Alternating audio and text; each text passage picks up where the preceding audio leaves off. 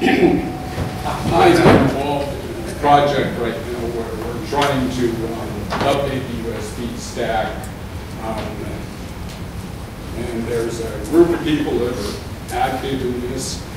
Lars is really the person who's probably doing the heavy lifting, as it were. He's updated a lot of the core stack and has made some pretty good progress. In fact, I encourage you all to go out and try the data driver. It's on Hobbs. I'm the one who's primarily been, shall we say, reverse engineering IBM's latest drivers.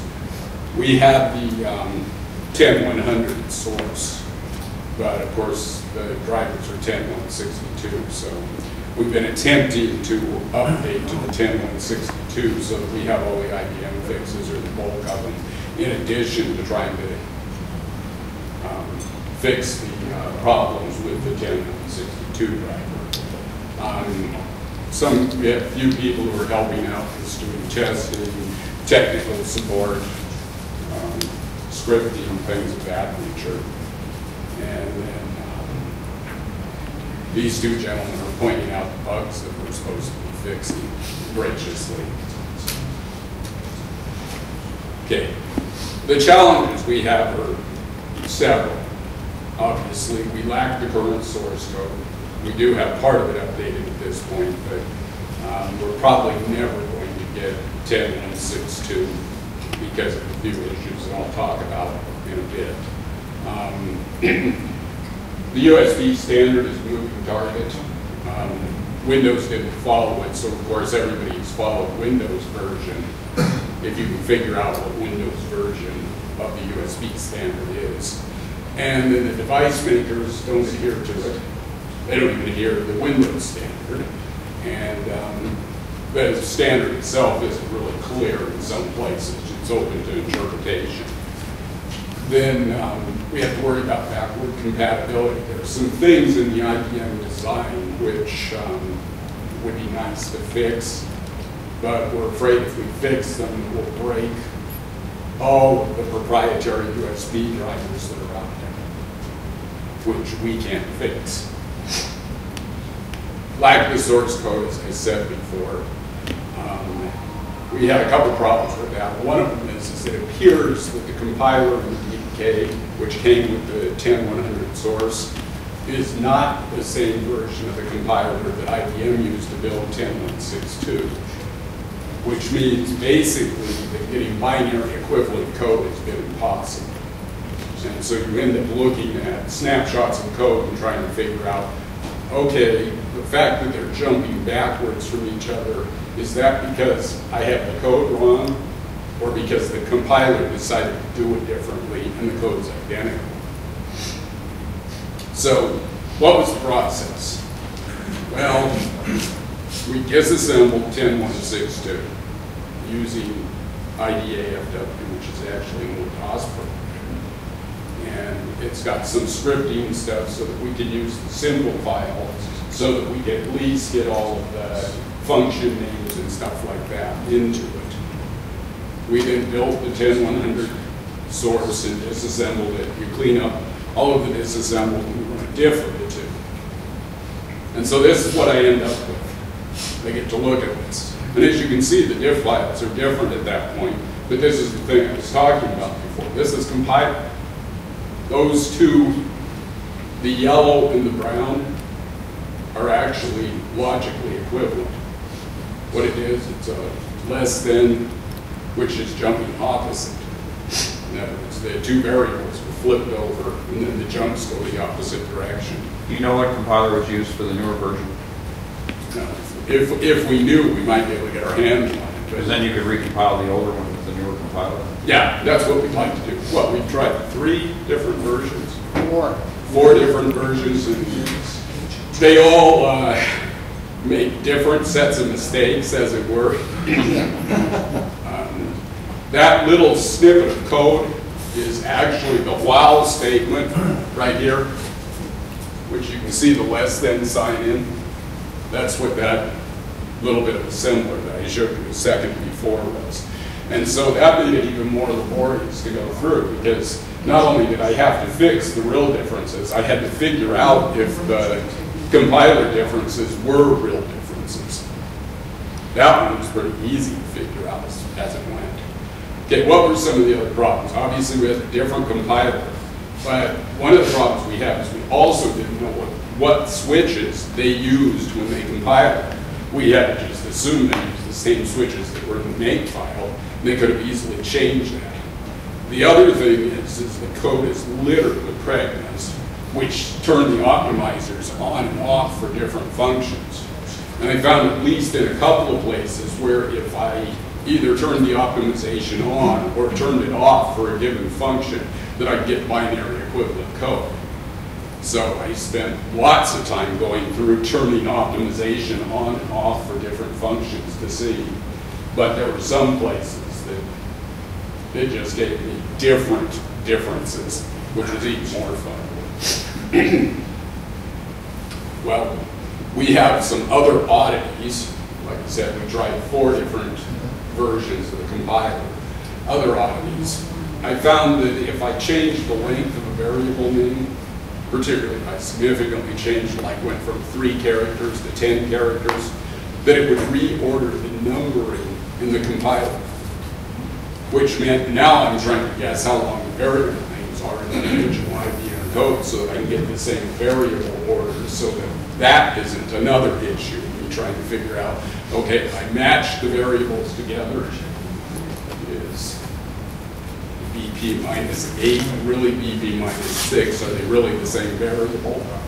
Or are they 2 different ones? And then initially, the disassembler output was in hex, but the list file where I could go figure out which variable to switch was in decimal, and that was always a lot of fun, because I had to remember to convert the numbers. Steve finally fixed that in the Perl scripts for me. One of the ones that made it really confusing was there were a few places where I would put in C code that had to be wrong. It couldn't possibly be what was there, except that it was binary equivalent to the IBM driver. In other words, there were places where there were logically clear errors, which are clearly in 162. It's not me, it was just the way it was. The other thing I found was the smaller diff file wasn't always better. In other words, you'd think as I lost lines out of that diff file that it would always be better. But occasionally I get to some critical mass where working in function A would, for reasons not quite clear to me, change the numbering in function B. And that numbering change would make function B disappear. But in truth, I would make function A, which I was working on, worse. In other words, it was less close to equivalent. And then, of course, you have new functions that IBM had added between 100 and 162, and trying to figure out what they did and where to put them was really a lot of fun. And you know how we finally figured out on the E driver that was really, really close to functionally equivalent? It's because it trapped. But it trapped at the exact same address the IBM driver traps. So a trap's not always a bad thing. Oops. I hit the right button here. And that's a picture. You can see the name of the function right at the top, the endpoint, and then you see this sub v1 near product. That's one of those functions that this is a completely new function that IBM had added to it. That's all I have. I have nothing to go on except to write that out into C code. Okay, what progress have we made to date? The sync of the USB-E HCD sys and its cousins, the U and the O, is essentially complete. Again, since we're looking at functional equivalence, is there a possibility that somewhere in the diff file is one of those I really have a mistake? Yes, but it's to the point where occasionally Lars will ask me, he'll say, you know, this can't possibly be right, it's got to be something else. And so far, every time he's done that, that's been someplace that I actually had binary equivalence. So they're really errors in the 162 driver. that exists out there. So I haven't been able to help him with that, so he's had to just go back and fix those errors. USB sys is still a work in progress. I'm still working on it. The data structures have been updated and probably about half the functions, but that we're still working on. And of course, merging is getting more and more fun as Lars fixes more and more things in it. Some of the progress he's made. He's reworked the root touch processing for all of them. It helps with devices now properly attaching where they're actually attaching instead of a problem. And it also has eliminated some hangs with boot up. It's also part of what has eliminated some inordinate weights at boot up. Machines essentially hanging on the USB stack and just sitting there for 2 or 3 minutes and then finally going on and completing the boot. Even on my machine, it wasn't really hanging particularly, or at least noticeably in my mind. I boot about 30 seconds faster with the 13 drivers, and there's at least one at Mensa that boots 70 seconds faster, 66, something like that. Also the FS switch, which is the force shutdown, which eliminates the warm boot hangs, now works. And suspended remove has really gotten working pretty good. Occasionally one of the memory sticks won't come back up, but most of them are at this point. And as you can see, we're now blaming another driver that we aren't working on. Enumeration they're working on. Martin fixed that a long time ago, but unfortunately fixed it in even an earlier version of the source code. So Lars is having a difficult time transferring it from the older source into the new source and actually getting it to work. He did admit that Martin's driver doesn't work on his machine either, so it may be more broken than we think. Isosynchronous transfers on 2.0 are being worked on, the web cameras basically. Not that that's ever going to happen for an entirely different reason. Okay, these are a few of Lars's recent observations. USB is one big timing issue. That's all trial and error. And Linux and Apple code, which he's looked at, is littered with the same notes of things that he's found out. It's USB that's the problem. It's not our code per se. But obviously, we don't have the kind of support that Linux and Apple have to try to figure out why this stuff doesn't work. So part of the message here is there's going to be old hardware that hasn't worked with the 162 drivers that probably will never work.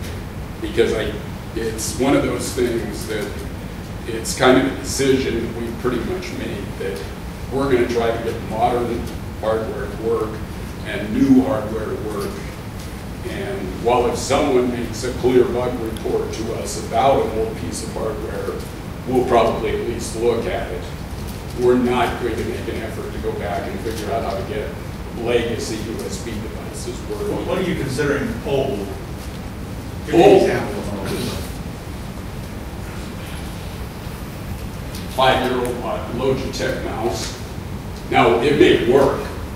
They're old is simply stuff that I can't go out and buy anymore. So they're USB scanners. The one that's probably never going to work is even existing webcams probably will never work. But a 3-year-old webcam is, unless we by accident make it work through fixing something else, it's probably never going to work. Now again, are we willing to, if someone's going to give us a clear bug report about, you know, I have this device, this is what it does, this sort of thing, yeah, we'll look at it, because fixing that device may well fix something more globally anyways. In other words, this may just be an indication of a problem that's in this stack that's even going to affect modern hardware somewhere. So it's not that we won't look at them, it's just that we're not going to go back and try to find these devices and try to test them. In other words, the testing that's going to be done is going to have to be done by people in this room if we're going to go back and fix any of those legacy devices.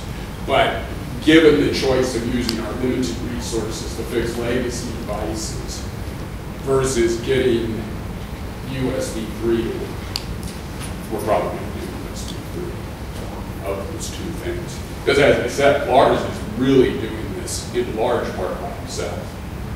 Rudy and I do a lot of testing, and I'm doing the reverse engineering, but he's the one that's actually teaching himself the USB standard, well, substandard, I guess is what you call it. This is another one of his notes. He went out on the web, and I've actually gone out and looked at this, and that is the link, and I had a PDF of this, so if anybody's interested, they can go out and look at it. But it's actually the developer site for Windows 7, and it's got their description of the USB enumeration, which of course doesn't follow the USB standard. But the decision we've made is that it's the best description out there, so we'll follow it. Could you just briefly, those drivers, like the on the left, those are like the sort of hardware level abstractors of the chips or something, and then is what's the one on the right? I mean, could you just briefly... USB-D is actually the root driver, it's the bottom. And then the other ones are the different flavors. Okay. The 3 different flavors. It's the one that provides a bunch of real low level kind of interaction. Not really, not really. Let me give it a try. The USB-D is the traffic copy. Everything, you've got 2 types of hardware you've got out there. You've got the controllers, which is the OHC, the ECHI, and so on and so forth. Then you've got the chip, then you've got the device drivers, things like the mouse driver and so on and so forth. These drivers don't know where the hardware is they're talking to. USB-D provides the support for connecting, say, the mouse driver with the controller driver. That is where that thing is currently plugged into. Okay. It provides some other, just general purpose services, but its basic job is to be traffic copy. Also, the other thing is, even though some of you might have heard that we have an interrupt port on USB devices, the thing is really a cold environment. We get a couple interrupts when the only real interrupt you get is when a transfer completes, but that's actually, and also when somebody plugs in a new device. But most everything else has to be done by asking for information and getting it back. No, and which is why, one of the reasons why the timing is so important. Because if you want decent keyboard response, you actually have to go out there and look for the keys. So the latest iteration, which is 10.175, and probably at some point we'll change the numbering over to something else that isn't just sequence with the IBM driver when we actually have something that isn't alpha. Well, this might be beta, but it's clearly got some stuff in it that still needs some more work before it would be a release level driver. But it's actually pretty good. We don't have a huge number of traffic reports or hangs or anything like that. And this is the one that's actually improved the boot speeds and stuff like that. So I would encourage people to go ahead and give this a try. You're probably no worse off than with the 162 driver, unless you happen to be one of the lucky ones that has the right piece of hardware plugged in that will blow it up. Now, I actually have a machine where if I plug a USB device in, it tracks. So you would suggest maybe trying. Well, I would suggest you try it, because the other thing is if it still does it, and you can give us a report on it, we might be able to figure out what's going on and help you out with it. And this is, like I said, this is the one where it is a lot faster, but obviously more testing is needed. The total testing experience is maybe 10 machines that we know of. I mean, there may be other people who have downloaded the drivers and have told us nothing about it. But even telling us we downloaded it and we're using it with these 6 things and it works is helpful. Because it gives us a direction and says, okay, there is really somebody out there that's using it. It's not just that it happens to work on my 3 machines, and Lars is 2, and Rudy's whatever, and that's the only people who have actually used it. And we have no idea, we have no idea, you know, whether our hardware is real disparate or whether we are really using about the same thing. And I will admit, I'm not a real heavy USB user. Thumb drive, keyboard, and a mouse is basically all I use. And so, if that's all that you use, the customer that I do this work for only is going to be using it for a thumb drive. that shouldn't be a problem. Thumb drives. Do I need to go get this for them, or should I just stay with what we've got that came with version 2 of ECOM stations? Probably for a situation like that where you're talking about a customer, if what they've got is really working for them, it's probably not worth the risk to put this on and find out that it doesn't work for them for some reason. If they are having, you know, if they're complaining about the fact that their boots take forever, things of that nature. They're simply going to use this, and they need to transfer some data from one Well, no, machine I'm talking about the machine, because when this boots much faster on a lot of machines than the old USB stack. So if you've got somebody that's saying that boot up is an issue, that you know, takes 6 minutes for my computer to boot and it just sits there for a while, this might well make a huge difference, might be worth trying. If they really are not complaining about anything and don't have any problems, it's probably better to leave well enough alone in that kind of a situation. Okay, you got about 5 minutes. Okay, thank you. Okay, Rudy has updated the human interface driver, the mouse driver, and the keyboard driver. Quickly with those is that on the old IBM drivers, like I have a Logitech wireless keyboard and mouse, if I would accidentally pick that keyboard up and grab one of those odd keys that only works in Windows, the mouse was gone. I'd have to go unplug it and plug it back in. This fixes that. It fixes some issues with the Alt and Control keys seemingly sticking down. In other words, they stuck down in the software. It wasn't that they really stuck down. And it also eliminates, in at least some cases, the need to use the device 1 switch on the drivers, which when you use that, you essentially make it, the PS2 stuff doesn't work. It also has a spy feature so we can see what's going on with other drivers. And where do you get it? Those drivers, the human interface drivers, are attached to ticket 2266, which is on ECOM. And again, this will be a PDF, and that's the link to it. If you click on the blue, it goes right to it. And then the 175 driver is up on the arms right now. And But it would back up. What's the package? it's USB HCD 13.0. Thank you. And then try to help us out, post some bugs for us. Or tell you it works. Yeah, tell us if it works. I mean, you can even email me to tell me it works. One thing you always, when you report these defects, report your ECS version and kernel you happen to be running. Yeah. You know, we don't have that many, but it matters. But what about SMP? Are there any issues with SMP? Right now, we don't know of any that are SMP specific. We're not sure, to be honest with you. It seems to work. My other machine is SMP, and I haven't had any problems with it. But again, we're not positive about that.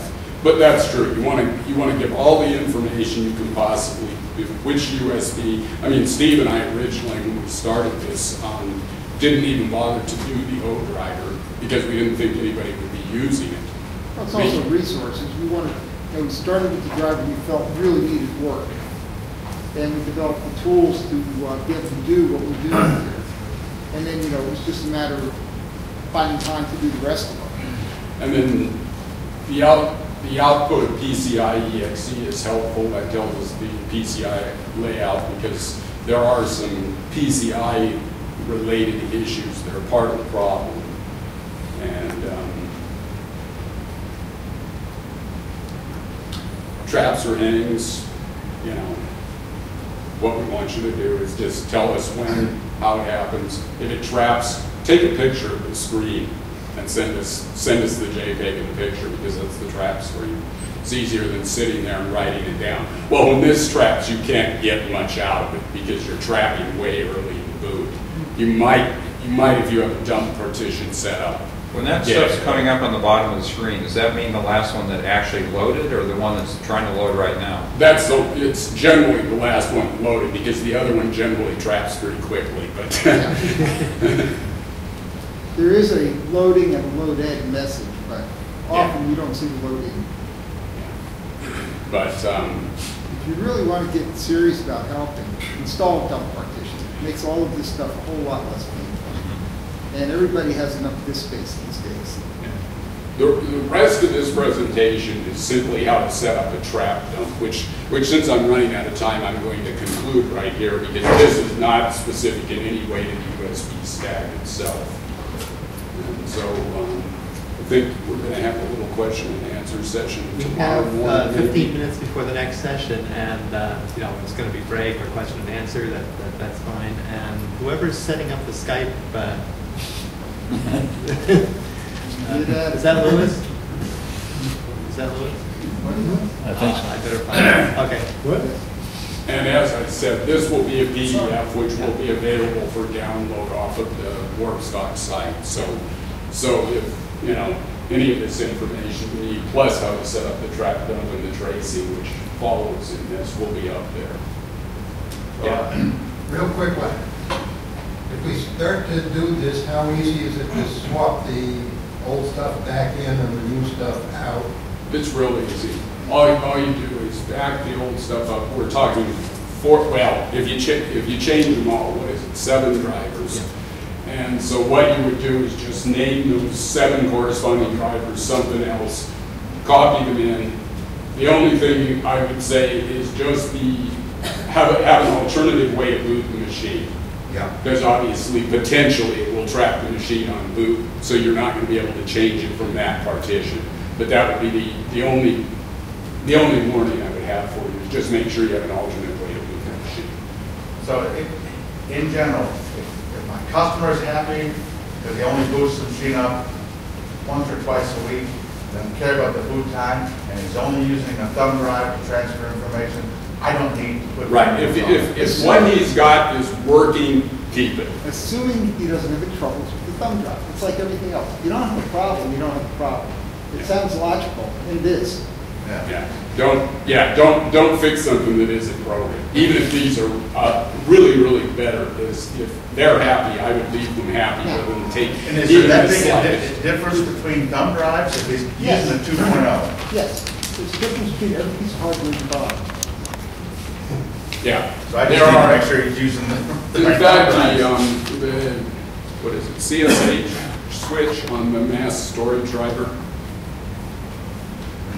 What? the /CSH or CHS or Some need it, some don't. yeah. But what I'm saying is that would probably make a bigger difference for a thumb drive issue than these drivers. Well, it really depends. If he's using a 4 gig thumb drive, it's got formatted. You know, the different problems, different solutions.